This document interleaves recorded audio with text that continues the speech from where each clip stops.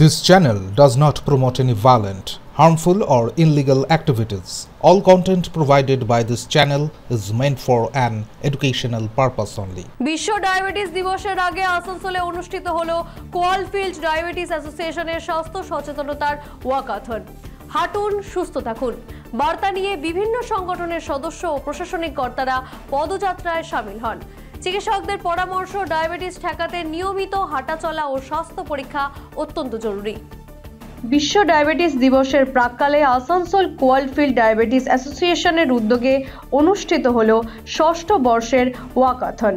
BNR মোড় থেকে 10 Bengal বিএনএনসিসি ground পর্যন্ত এই পদযাত্রায় স্বাস্থ্য সচেতনতার স্লোগানে মুখর ছিল পথ।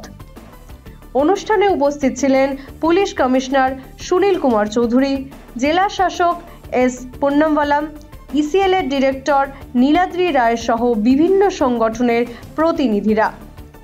লায়ন্স ক্লাব, রোটারি ক্লাব, সংস্কার club, United hope foundation, NCC এবং পুলিশ ব্যান্ড টিমও অংশ নেয়। যান চলাচল স্বাভাবিক রাখতে তৎপর ছিল ট্রাফিক পুলিশ। চিকিৎসকদের বার্তা, দেশে ডায়াবেটিস দ্রুত বাড়ছে, তাই প্রতিদিন হাঁটা, শরীর চর্চা, সঠিক খাদ্যাভ্যাস ও নিয়মিত স্বাস্থ্য পরীক্ষা অত্যন্ত জরুরি। আসানসোলের এই বার্ষিক পদযাত্রার মূল বার্তা, হাঁটুন, সুস্থ থাকুন, আজকের যত্নই আগামী দিনের সুরক্ষা। আজকে সারা পৃথিবী জুড়ে পালিত হচ্ছে ওয়ার্ল্ড ডায়াবেটিস ডে। এটাকে ঘোষণা করেছে ইন্টারন্যাশনাল ডায়াবেটিস ফেডারেশন। ইনসুলিনের আবিষ্কারক স্যার ব্যান্টিংয়ের জন্মদিন হচ্ছে 14ই নভেম্বর। এই জন্য আমাদের ওয়ার্ল্ড ডায়াবেটিস ডে পালিত হয় 14ই নভেম্বর। এই দিনটাকে আমরা আসানসোল কোয়ালফিল্ড ডায়াবেটিস অ্যাসোসিয়েশন প্রতি বছর পালন করি। একটা আমরা ওয়াকাথন করি আসানসোল রবীন্দ্র ভবন থেকে পোলো গ্রাউন্ড পর্যন্ত। আজকেও আমরা এটা করেছিলাম। আমাদের অর্গানাইজেশন মোটামুটি এখন 5 বছর রানিং। আমরা একটা কনফারেন্স করি প্রত্যেক বছর নভেম্বর মাসে।